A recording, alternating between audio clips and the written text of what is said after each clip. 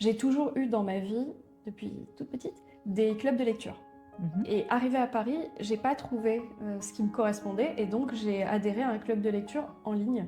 Et je devais partager mes avis avec ce club donc, sur Instagram.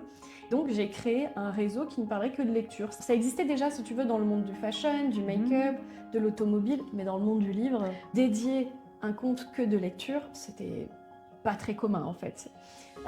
Donc il faut se remettre dans le contexte, on est en 2015.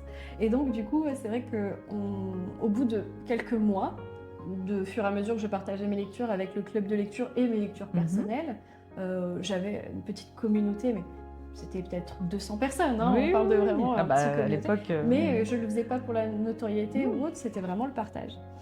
Et est arrivé le Salon du Livre de Paris et je vais sur un stand où quelqu'un me reconnaît. Et là, à ce moment-là, je trouve ça absolument dingue. Et je discute avec cette personne. Il s'avère que c'est un attaché de presse de la maison d'édition Le Cherche Midi. Et il me propose un service de presse. Alors, donc c'est un livre cadeau qu'on vous propose de lire ou pas.